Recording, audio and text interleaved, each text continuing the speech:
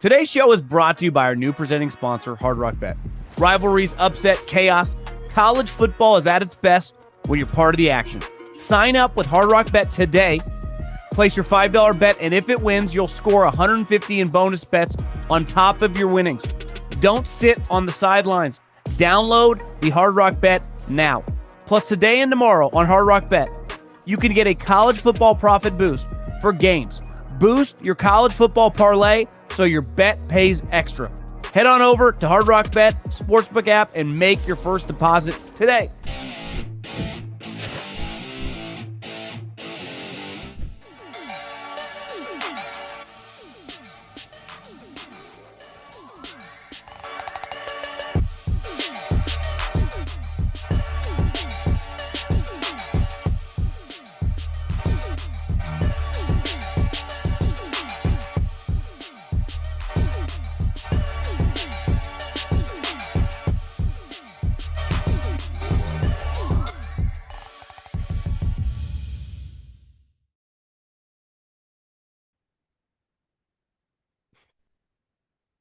What is going on, my people? Let me get my bearings here on the road.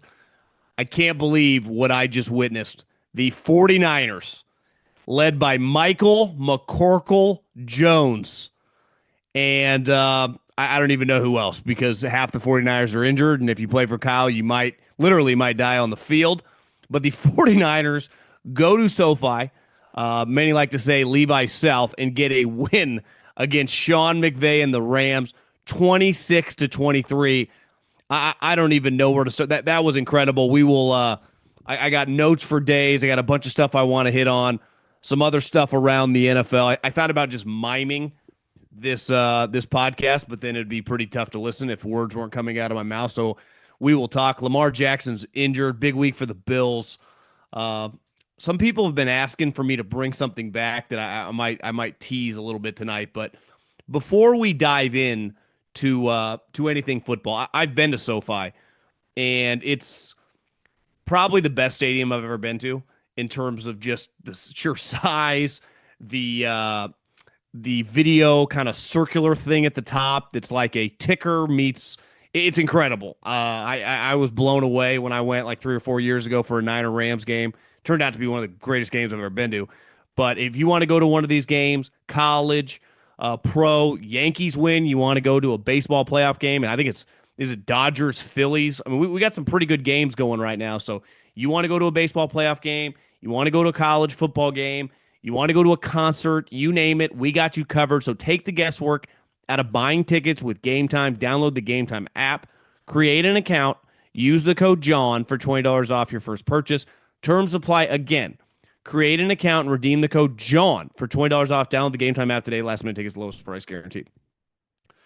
Before we dive into any details of this game, I just want to say something because I'm guilty of this. I'm sure many people are guilty of this that are 49er fans, that are just football fans, that have made fun of Mac Jones over the years. That is one of the grittiest, toughest, most badass performances I can ever remember. I told my guy behind the scenes, Shane, who's a Giants fan, one of the most legendary performances I've ever seen is Eli Manning. He's a big Giants fan. When he came into Candlestick in the NFC Championship game, Harbaugh's first year, and the 49ers hit him over and over and over again. Say what you want about Eli. That is one of the more, like, I know he went on to win the Super Bowl, but that performance in the rain was like, you respect that guy till the moment he dies. And Mac Jones, to me, has already had a legendary, and let me repeat, legendary run as a backup quarterback for the 49ers. He has 3 freaking wins, and it's October 2nd. The 49ers are 4-1, and 3 of their victories have come with Mac Jones playing quarterback. I said this earlier this year when a bunch of backups played. I think Mac had won a game and other backups had won. If your backup wins one game filling in for the starter, you could make the argument that he earned his salary, whether he's making $3 million, $5 million, $7 million, whatever. If he wins multiple games, he's underpaid. If he's doing what Mac Jones is doing, Mac Jones tonight, and listen, the Rams' defensive backfield is horrendous. I mean, their corners, their team's good. Like their team's really good. I know Kieran Williams fumbles the ball a little bit. Two receivers are studs. Quarterback's a stud. The defensive line are complete studs. Their coaching staff's big time. But their DBs suck.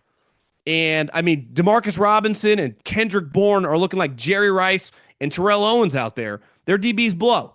And Mac Jones annihilated them all night long. But here's the thing.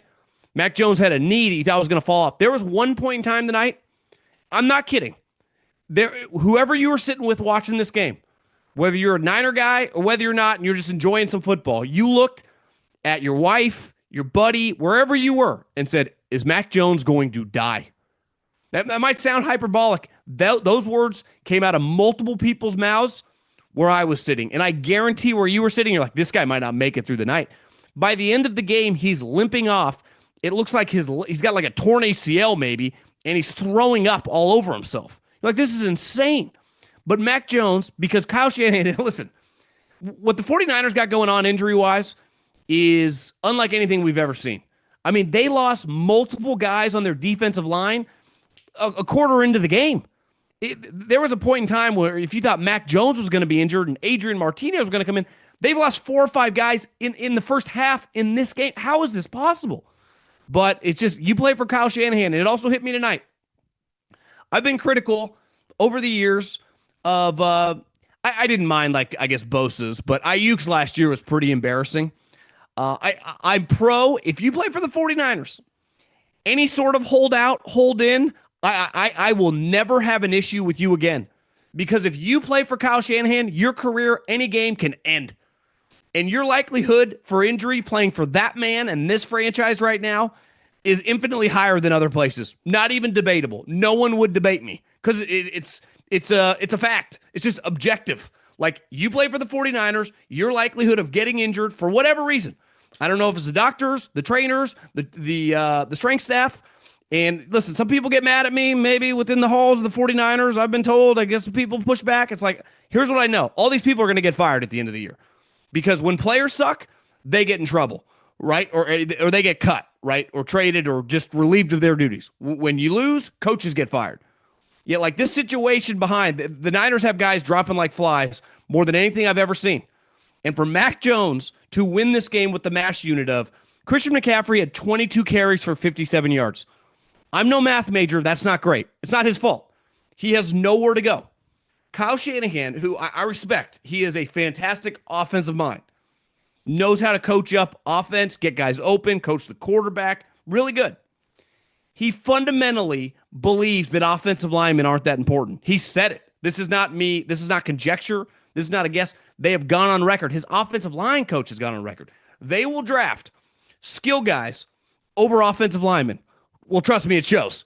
Because all these guys are hurt anyway. So you drafted Ayuk, you drafted Ricky Pearsall. They're nowhere to be found. So you're rolling with Kendrick Bourne that you just found off the scrap heap on waivers, and Demarcus Robinson, who's coming back from suspension, and Jake Tonjes, who, I got to be honest, I followed the 49ers pretty freaking closely. I basically knew nothing about until he caught that game when he touched down in Seattle. And you got Mac Jones getting peppered. And listen, the Rams defensive line, Jared Verse, stud. I mean, one note I had, that guy might be underrated. I mean, they were points tonight. They had him playing stand-up linebacker over the center. They had him lining up on some like short yardage goal line stuff, more inside. That guy is, he's got Khalil Mack 2.0 back in like 2015, 16 written all over him. That guy is a certified badass. Fisk is good. Young is good. I mean, they have a ton of dudes up front. And they were working, and I repeat, working. Colton McKivitz, who the 49ers just gave an extension to, who I kind of understood it because, like, well, like, look at the rest of the offensive linemen, mainly pretty bad in this league. You're not going to upgrade over that. That guy was getting his lunch eaten. I mean, just taken tonight. I mean, they were destroying him, and Mac Jones was bearing the brunt of this, just getting hit over and over and over, and just multiple drives. When it was 20-20, he led them right down the field. They started at the 2-yard line. I was like, this is not going to go well. And he hit multiple big passes. Obviously, a decent amount of he was 33 of 49 for 340 yards. He had a bunch of checkdowns, but he had some out routes, some like crossers over the middle, standing in there till the last second and getting hit. I have the utmost respect. I will never, ever again make fun of this guy because what I witnessed tonight, I've watched a lot of football. I'm 40 years old. I've been watching football that comes to memory for 30 plus years. And that was a legendary performance. When you factor in, listen, pretty embarrassing that Mac Jones is out there, you could argue, because Brock Purdy, who clearly they rushed back on the field, which to me, kind of crazy, given they just gave him $200 million and he's got turf toe. And then he plays in the game where he was objectively awful. And it's pretty clear his toe was fucked up in the game. He hurt it even more. And who knows? Like, is he going to go on injured reserve Monday and be gone for 4 games and his season kind of lost? I mean, just a complete disaster. You could make the argument that it's like organizational mismanagement to put a quarterback that you just gave all this money, but because they've loved Mac Jones since he came out in the draft, they had him who was already injured. The only reason someone asked me tonight, like, why did Brock play last week and not Mac Jones? Because Brock was like 65%, and from what I heard, Mac Jones was like 55%. So somehow the 49ers have multiple quarterbacks who clearly, like Mac Jones, we can make fun of him. The way he's playing right now, he's starting caliber, who are both injured. And Mac Jones, I mean, literally, I'm recording this, it's 9 o'clock at night. He's probably like 7%. Wherever he's sitting in the locker room, Mac Jones is 7%. Purdy's like probably like 2%, given that he probably can't walk. I mean, he couldn't even make the trip on his toe.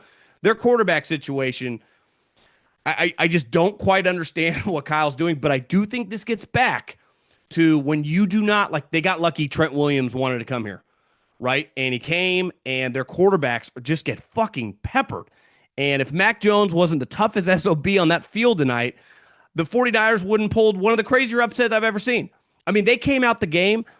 The game, you could argue, was won in the first half because that's when Mac Jones was probably like 80%, and he was just lights out. Threw multiple touchdowns. I think he had like 140 yards on 2 drives. By the end of the half, the 49ers had run 40 plays, and the Rams had run 23. And even Kyle said at halftime, our best defense was just keeping them off the field and just having these long, sustained drives, running clock, and it was 17-7 at half. So you just kind of had some breathing room, but you knew it's like Devontae Adams, Puka, these guys are going to score, and they came storming back. And the end of that game, I mean, once it's 23-20 and they're driving, and I respect McVay. It's like, yeah, you could have, I guess that's overtime. Now I'm all thrown off. Let me run this back. 23-20. I guess they kicked the field goal. So they were going to score. Okay, we got a lot going on. I got to take a deep breath right now. I'm fired up. I'm excited.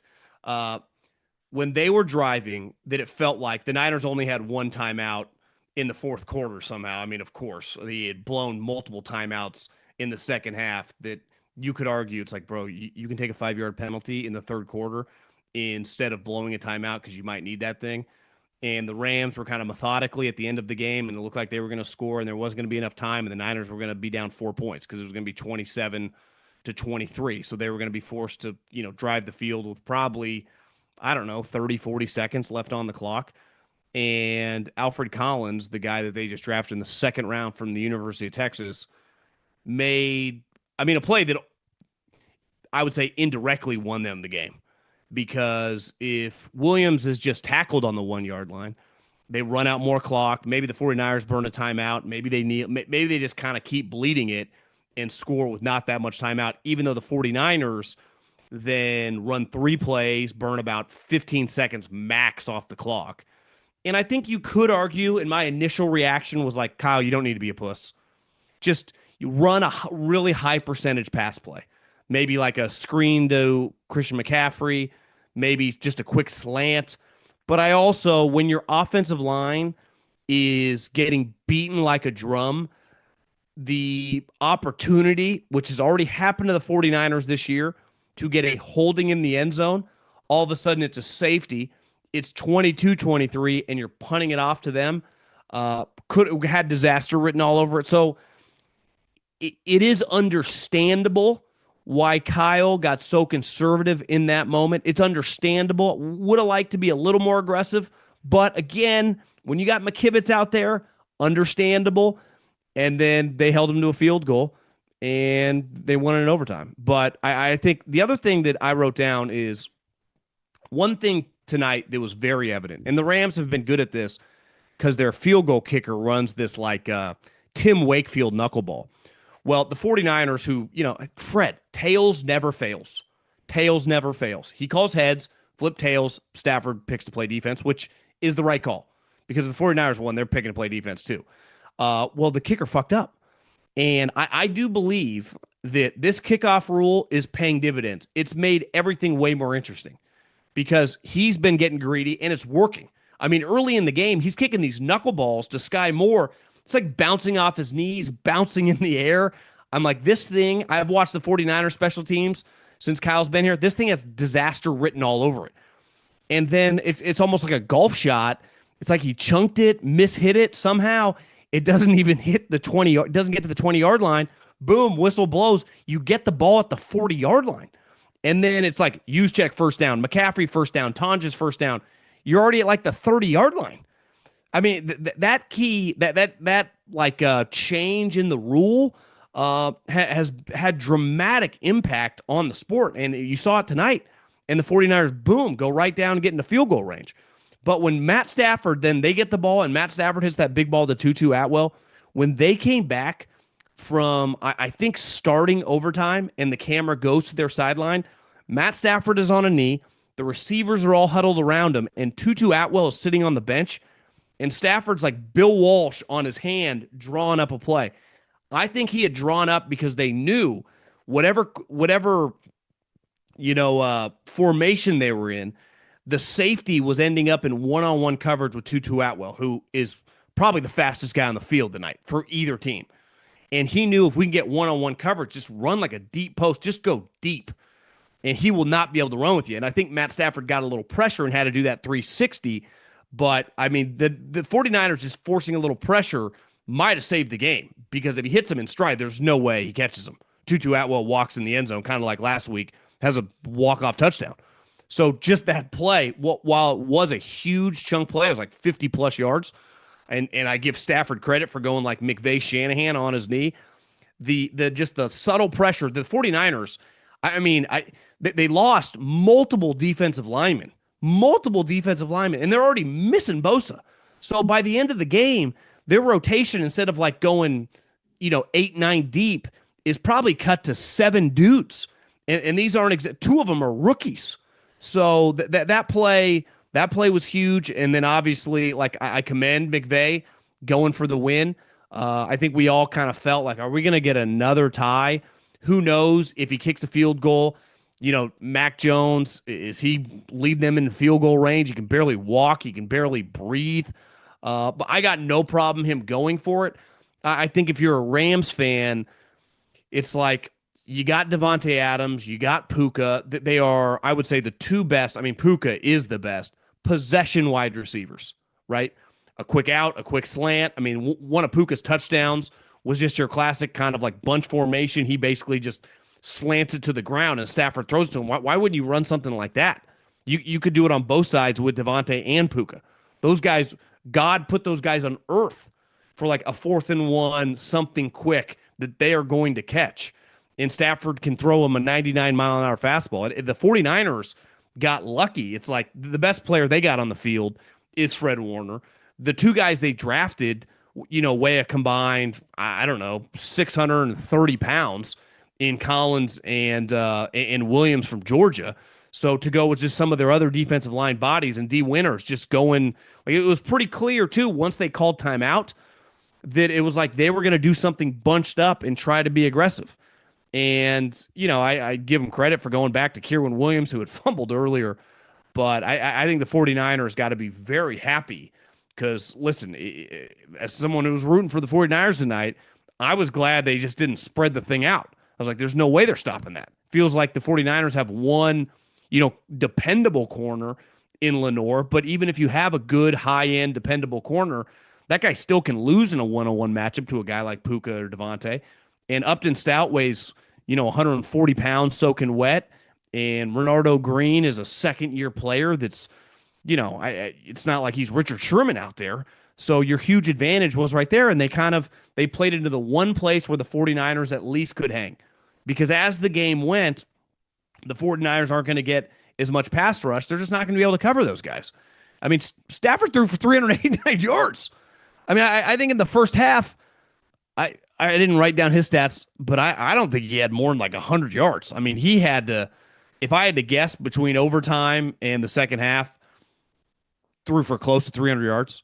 I mean, the second half, he was slicing and dicing them because if you can't get to him, that was the difference. Like, Mac Jones, he had to check the ball down because he was fucking getting annihilated. Stafford just had some time. It's like, whew, throwing some deep crosser, throwing some deep out. I honestly cannot believe the 49ers won this game. I honestly can't. It's one of those that they're 4-1. Now they get this long break. It's crazy how many games Kyle has won against McVay. I mean, some of them aren't as crazy. When they got Deebo Samuel and George Kittle, who have both had huge games against them. McCaffrey in his prime a couple years ago. I mean, I got a lot of respect for McCaffrey, too. He clearly isn't the same player that he was a couple years ago, but he had 8 catches for 82 yards. He had 22 carries for 57 yards. So he just accounted for, 30 touches. I mean, I think at halftime he had 18. So with Kittle nowhere to be found, you just kind of got to rely on him, and it just kind of slows down the game a little bit because the 49ers, I mean, they just don't have that many explosive plays. I mean, their most explosive run is 8 yards. Kendrick Bourne hit a couple big ones. I mean, Kendrick Bourne, 10 catches for 142 yards. And I think he had a drop. I guess he had one target that he didn't catch, so that was the drop. I mean, he was remarkable. He really was. If you told me coming into the game that Matthew Stafford would go 30 of 47 for almost 400 yards and throw 3 touchdowns, I would say I bet the Rams win this game by 10 points. And this gets back to, you could argue the game was won when the 49ers just threw 14 points on the board within, I don't know, the first 20 minutes of the game. I mean, that first drive they had to open up the game was an absolute clinic by Kyle. Like, we can be critical of Kyle, where I don't know what you're doing, but guys on your team are dropping like flies. But at the same time, like, you did a pretty good job tonight. I mean, I think the Rams defense is pretty good. I think they're a well-coached defense. They're clearly one of the more physical units in the league. And, total offense, we're talking, let's see, total yards, 407 yards. Like, if you would have told me that the Rams had, obviously there was overtime too, but 456 yards, I mean, the reason that I think most people would have been like, I know this 8.5 points, huge point spread, Mac Jones, who are these guys? How are the 49ers going to score 15 points? And they had 17 at half. So, I mean, really, even when you factor in overtime too, they scored 9 points the rest of the game. They had a field goal in the third quarter, they had a field goal in the fourth quarter, and they had a field goal in overtime. The other thing is, and this is why people in 49er land were so critical of Jake Moody, that look at the Chiefs, right? Look at the Chiefs. Last year, they went 15-2. And you could argue the last game doesn't even count. They went 15-1. Every single game, you could not turn on a Chiefs game, whether they were playing the Raiders, whether they were playing the Bills, whether they were playing the Ravens, or whether they were playing the fucking Jags. Every game looked the same. And having a field goal kicker that you can depend on is massive, because you are going to need, obviously, the extra point now is much more difficult. It's just the margin for error is higher because it's a longer field goal than it was years ago when it was basically a 10-yard chip shot. But to me, these field goals, like Jake Moody, if Jake Moody's still on their team, which they cut him weeks ago, but like it was difficult for them to cut him. And even Kyle said part of the reason it was hard because I envision him going somewhere else and having success, because that's what happens to a lot of kickers. Well, yeah, if he goes somewhere and has success, you tip your hat. You say, good job. But right now, you're not having any success for me, and you're going to cost me games. And the kicker change tonight saved him. Because Eddie Pinheiro, hit a 59 fucking yard field goal. I mean, that's honestly, I didn't know Eddie I don't know that much about Eddie. I mean, I'm not breaking down kickers, but when they rolled him out, I'm like, this, I get it. We get to use these kicking balls throughout the week. Uh, Clearly, guys have more pop. But when I think Eddie Pinheiro, I don't know. I wasn't thinking like Sebastian Janikowski or Justin Tucker. And he fucking drilled that thing, drilled it. So you could argue Mac Jones and Eddie Pinheiro make the game. That's one if you're the Rams. That's gonna be hard to sleep tonight. You just got beat by Mac Jones, who could barely walk and was puking throughout the game. Eddie Pinheiro and a bunch of guys that casual football fans, couldn't point out of a lineup. I mean, there are a lot of guys on that field that you're like, who's this guy? Who's playing defensive line for the 49ers? You got Fred Warner trying his damnedest running around out there. I mean, I don't know how many tackles he had tonight. Probably, my guess would be a lot. Fred Warner, yeah, he had 12. I mean, Siegel, the rookie safety, had 13, which is not ideal when your safety leads the team in tackles. Landman, that guy was making plays. That game was phenomenal. My take tonight was just like, this is one of my favorite games. Like, you're talking to a biased individual. I'm an NFC West guy, AFC West guy. Like, these are the teams that I like watching the most, unless it's like Brady, Manning, Rodgers. But like, this is my bread and butter. So I'd be dialed into this game regardless what time of day, Sunday, Monday, Thursday, I don't care. But how thrilling that was. I mean, one thing is that stadium pops on television. I don't know, the lighting, the at night in there, it works. It's worked for years. I mean, going back to that Charger Raider game a long time ago at SoFi. Remember week 17? Any night game there, Chargers or the Rams, just pops. And this was thrilling. I mean, you're on the edge of your seat, and this was classic NFL. You're like, this game shouldn't be good.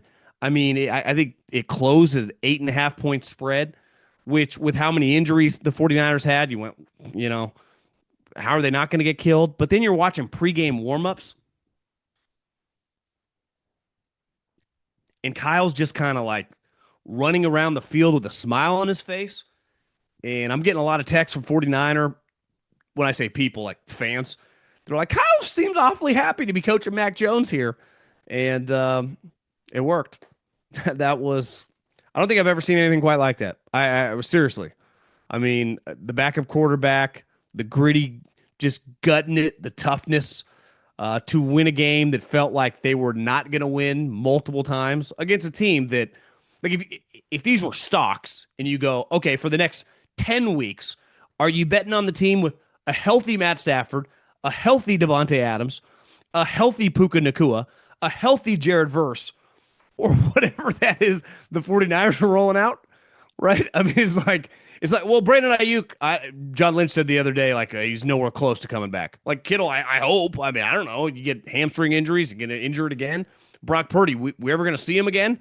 Mac Jones, is he even going to be healthy enough to play next week at Tampa? Like, that'd be like a realistic question. Is he going to be healthy enough to play next week at Tampa? And honestly, the thrillingness of this game, and I mentioned it a little bit earlier, does overshadow. If the 49ers were in New York, if they were in Philadelphia, I think there'd be a lot more vitriol and just venom coming from the media at the 49ers for the Purdy situation. Now, part of it was a short week, so it's not like Kyle. They did Zoom media calls. Everything happened pretty fast. But I do think next week there are a lot of questions that need to be answered about how did you put a compromised player back? And I don't blame the player. Brock Purdy, chip on his shoulder guy, he would always want to play, which I think we all respect. But like, there are things that are out of the, we've talked about this forever with concussions, right? It's like players will go back if you let them. But when you give a guy multiple hundreds of millions of dollars, you call him the franchise quarterback, and he fucks up his toe, and there's a chance, and this gets back to the Bosa situation, that it's like, what are we doing? Are we making sound decisions as a coaching staff, with our doctors, with our trainers? Of all the teams in the league, it feels like there's no synergy, right? Like, of course Brock Purdy's going to want to get back on the field. You know why? Because he's a fucking competitor. You know why? Because he's seen multiple other guys in his career be ahead of him, lose their spot because they got injured, and never see it again. He literally took their spot. He's no dummy. You know the guy he once replaced, Trey Lance? That guy was almost not the pick because Mac Jones, who's now literally on the team, is the backup quarterback. So if you're Brock Purdy, yeah, it's awesome getting these enormous direct deposits. But like the one thing I think we'd all agree, like Brock Purdy ain't playing for the money. So he's seeing that this guy, Mac Jones, who Kyle Shanahan once had a football crush on and was talked out of taking, is now his backup, came in and is winning games. You don't think Brock's going to want to go, yeah, I'll just fucking tough it out. I'm getting back on the field. And that's where you go, Brock. The money is your security that you're not going anywhere here, but we're not letting you back on the field because this injury, I'm no doctor here, but we've been all around long enough to know this turf toe. It went viral a couple weeks ago with Jason Kelsey describing it. I've had multiple people, I'm sure many people listening or watching this know people that have had it just as like a casual athlete, and they're like, it's insane. So to put this guy back, and then a day later, it's like, yeah, he's out. And now a rap sheet comes out before the Thursday night game and be like, hey, who knows? Might be week to week. So is he going to have to go on injured reserve? Like, I'm sorry. Like, that's ridiculous. What the fuck are we doing? Like, that cannot happen. I'm not comparing as a player to Josh Allen, to Patrick Mahomes, but like those teams treat those guys with the utmost care when it comes to their body. Like, hey, Lamar, injury, out. You know why? You are a franchise. Now, I understand it's a little different with Purdy. Like, he's not at their level as a player, but just in terms of the way he was just compensated, you would think it was just operate a little bit differently. And the win and being 4-0, it's going to overshadow that a little bit, but it's going to be a major, major question because I think there's a decent chance by the time we get to next week, is Mac Jones going to be able to practice on Wednesday? And you could be like, well, John, Mac Jones couldn't have gone last week against Jacksonville. And that was probably true. What I was told is like Purdy was just better than Mac Jones in terms of their health status. So it's like neither was great. They just went with the more healthy guy. How about this? Scrap them both, go with Adrian Martinez, and just punt the fucking game against the Jags. Because this game against the Rams, way more important. Way more important. And then you lose the game against the Jags anyway. And you lose this player for even longer. So I just think that I've never witnessed anything like this. Just the consistency of the injuries. I mean, every game, 3 or 4 guys. Every game. Like fucking clockwork. And then the Purdy thing's kind of icing on the cake. It feels like something's not adding up. It's an embarrassing look. There's no way around it. Because, like, he's too important. Other guys, okay, rush him back, whatever. It's like we're not that invested. But there are a couple guys on this team, like, you know, Bosa, Fred Warner, Trent Williams, the quarterback, that, like, you probably take a different tactic. And they can back it up, and I'm sure Kyle gets asked about it after the game, but it's an embarrassing look. It really is. And I just think, you know, you're 4-1. It's awesome. But it's like, this feels like it's being kept together by duct tape, right? I mean, incredible effort by players, coaches that are actually on the field. But, man, and that even stings worse for the Rams. Like, that's who you just lost to. What a game. Wow. Did I have anything else I wanted to hit on? The kickoff rule versus a badass. How can the Niners have this many injuries? Holdout. I said I respect any holdout now for Kyle Shanahan because you literally might die on the field. Respect for Rams DBs. I know Coward's talked about this. There usually aren't just like available defensive backs, right? If you need a defensive back or you need an offensive lineman, that they just don't come around the trade deadline. They're not. It's like, oh, there's just, hey man, you could trade a second for like Lane Johnson. Like those don't exist. No good offensive lineman is on the trade block during the season. I would say the same thing for the defensive backs. So like the Rams, their defensive backs are not that good. Which, listen, you can't have a perfect team. They've invested heavily in their offensive line. Their offensive skill guys. Their offensive line's okay when healthy. They've invested heavily in their defensive line.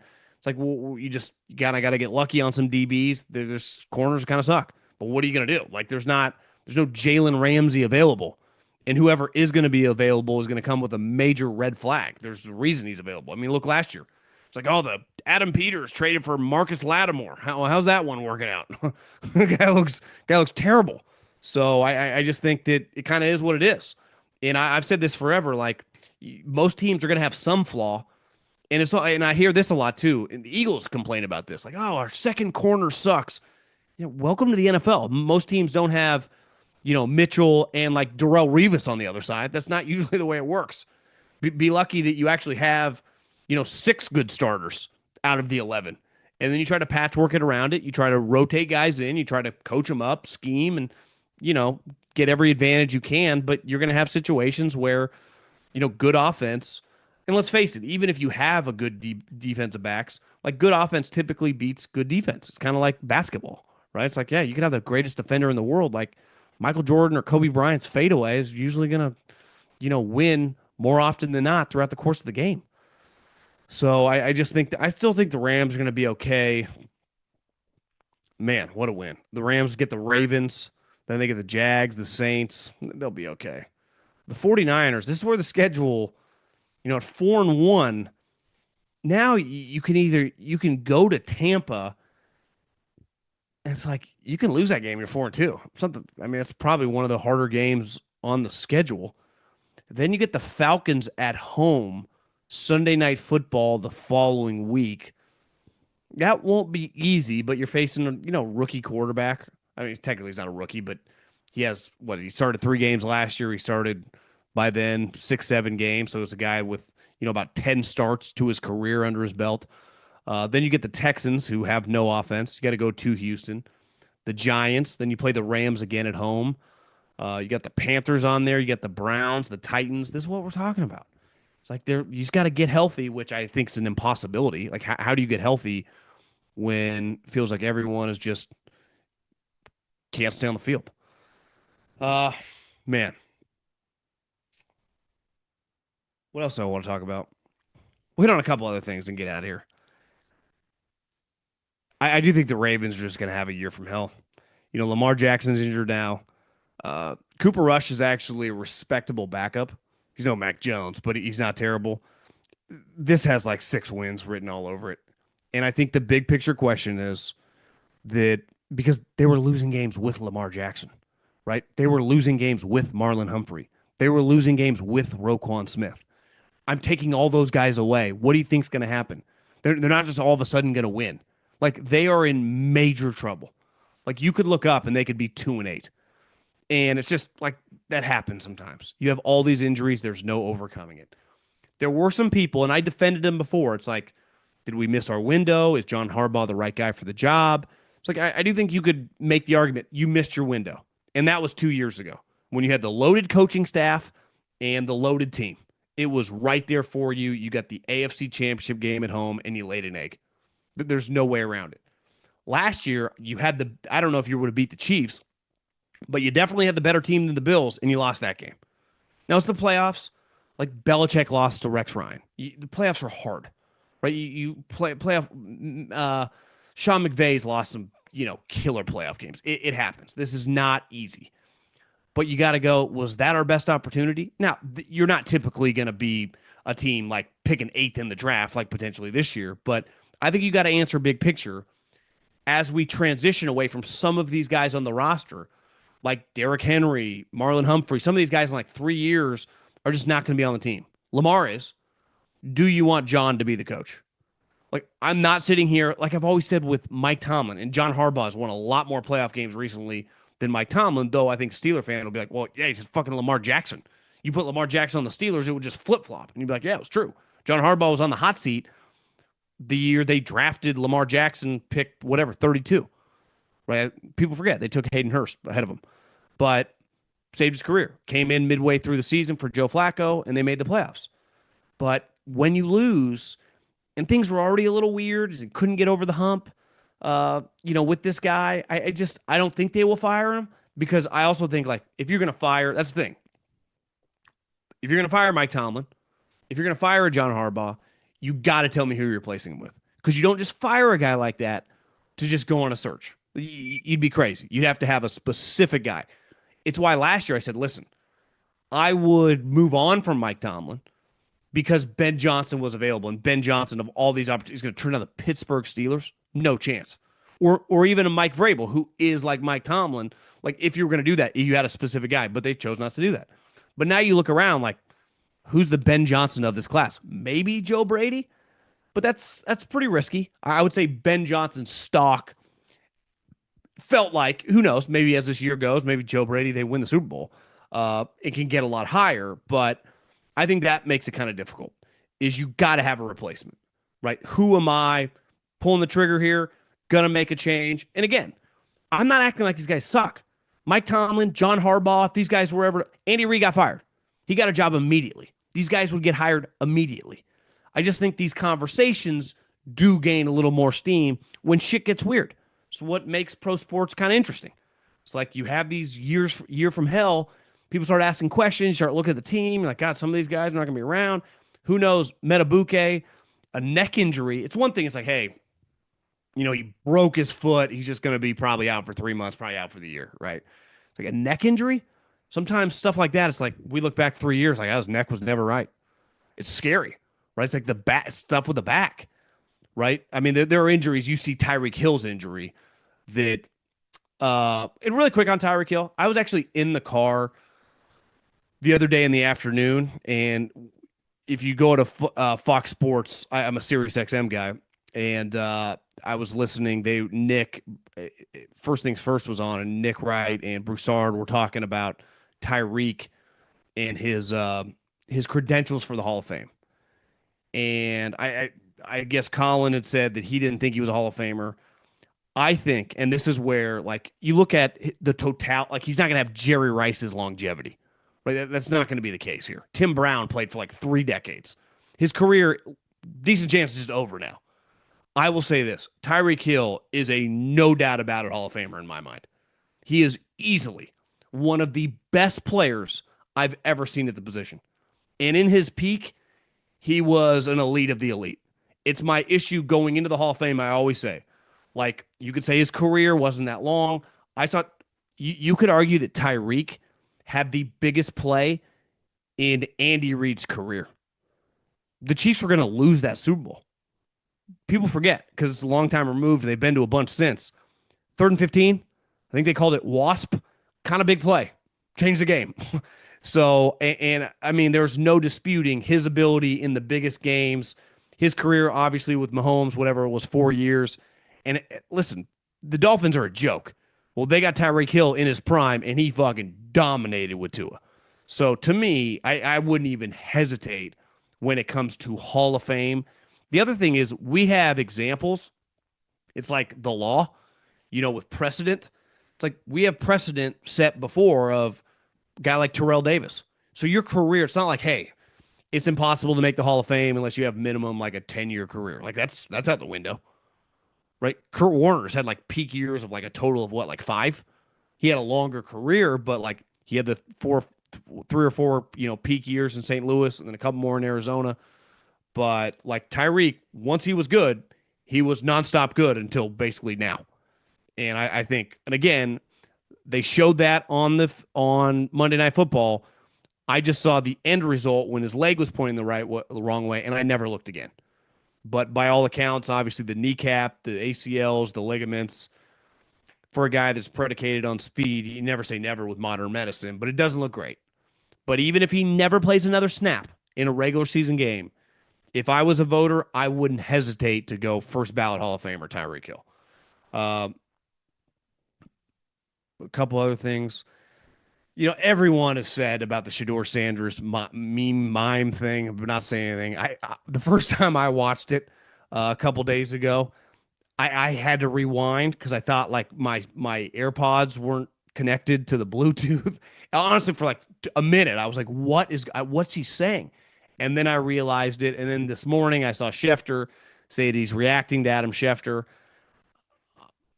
Overall, and this all gets back, when you sign up for the Browns, like the circus continues. And obviously, to me, I would not have recommended to him to do this. I think this is a pretty easy one. I can't wait to do whatever they need me to do. I'm a fifth round, third string quarterback, right? I'm backing up a guy, and I'm going to keep saying this. I am not a Dylan Gabriel as a prospect. I would not have drafted him. If you'd have said Middlekauff, was he on your draft board? You could have said, no, I would not have drafted him. 1 through 7. Undrafted free agent, sure. Would not have used a draft pick on Dylan Gabriel. But listen, there's different strokes for different folks. There is no disputing his resume in college. And like, we'll see how it goes in the NFL. I would doubt it goes well. Why? Because the Browns suck. But he was given the opportunity. Ozzie Newsome called them. Howie Roseman called them. Like, even the Eagles, who this A.J. Brown thing, A.J.'s like worth $100 million, all pro, Super Bowl champ. Even when he does something dumb, he'll come back the next day. Even if he's lying, which I kind of think he is, he's pretty good at like, yeah, I didn't mean it. I should talk to you guys. I'm better than that. Like, I do think he's lying, but I respect it. Like, there's a way to be a pro, and he knows, right? And I just think there is a level when you get in that building and you're around Jordan Mailata, Saquon Barkley, right? You're just around these guys. Brandon Graham, those guys are still around the building. It's just Vic Fangio. It's Sirianni now has a Super Bowl championship. It's like it's John Harbaugh, Lamar Jackson. You had the opportunity to go there. Instead, you chose the clown show, and that's the Browns. And then you become part of it, and it becomes a circus, and the whole thing's just kind of embarrassing. So it's like I go back to this all could have been somewhat avoidable, though he's not like there's no guarantee he beats out Cooper Rush. Probably doesn't. So he's probably third. He's not even in this game. If he had got drafted by the Ravens, I would say he's probably the backup to Cooper Rush in this game. Like he's a third stringer in all these places. He's not beating out Tanner McKee. But I think I saw Orlovsky say this. You go to the right places, that's who teaches you how to win, how to be a pro, how to operate, and you chose to go to the Browns. Somehow is run by these two Ivy League guys, and it's just, I mean, it's like the same shit every year. And now you kind of fall into that and you do the mimes, and it just becomes like the biggest story in football. And this is also where you got to be very careful about becoming just like this negative aura around you, and that was a situation that if anyone, with worth their salt would have been like, bro, this is a terrible idea. Do not do this. I mean, it ain't worth it. But in Cleveland, everything's worth it. You can do whatever you want. And last but not least, I do think this is a massive, massive week for the Bills because you look around the NFL. I'm rooting for the Bills to win the Super Bowl this year. I think it would be incredible. I mean, I really do.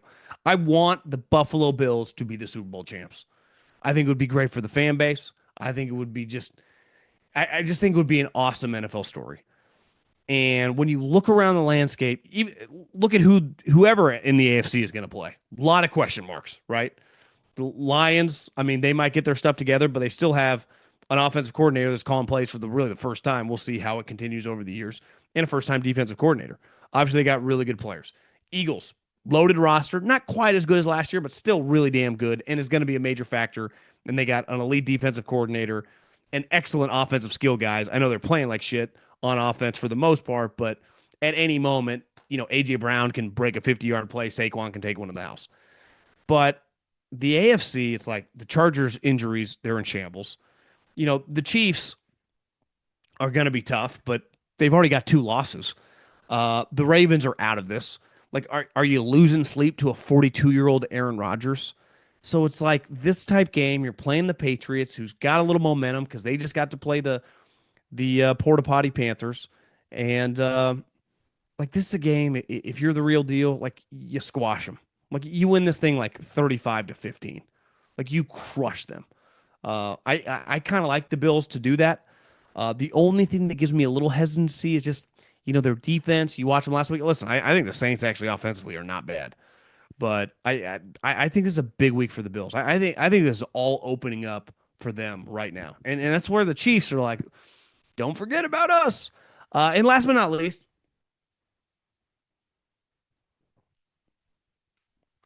last year I think I would do this on Mondays. I would do do the worst teams in the league, like the penthouse and the outhouse. And the Panthers had a stretch where they were so bad. They looked like one of the worst teams we'd ever seen. Early on in Bryce Young, and then when Andy Dalton got there, he did win, I think, his first game, but then it kind of progressively got worse, and it was like, this is unwatchable. I called them the Porta Potty Panthers. And at the Ryder Cup, because I kind of compared them to, when you're at an event and you go to a porta potty that is just the most disgusting porta potty you ever went in. I do believe at the Ryder Cup, probably at like 3 in the afternoon. So think about this. They tee off at 7 in the morning. So that porta potty, it was Friday. Even if it got cleaned out the night before, had gotten, uh, you know, 8+ hours worth of work. And it was easily, and you had to factor in it's 90 degrees, it's humid. You know where the seat is basically all full. It's just like it's got shit, it's got toilet paper, it's got urine. People probably pouring drinks in there. I mean, it's just full to the brim. And that heat and humidity, that smell, it's the worst porta potty. Now, the actual porta potty was nice, but in terms of the smell, I think it's the worst one I've ever been to. I walked out, and Terrence, who's a sales guy for us, I said, I think if you paid my wife might turn down walking in there for $1 million.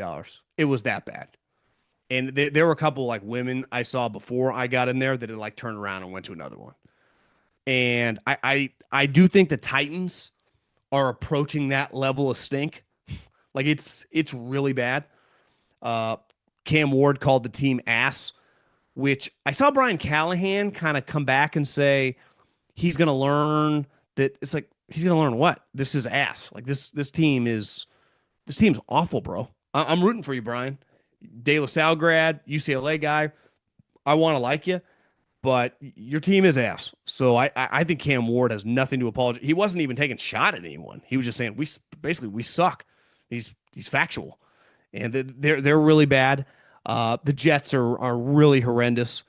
And Carolina, who did have the one moment against Atlanta, that game last week against the Patriots, whenever I'd look over, it was like 35-3, 45-3. It's like, geez, this is stinky porta potty level bad. I would not include the Saints in there. And I know the Saints have not won a game. I know they are 0-4. I think the Saints offense is pretty good. I like their receivers.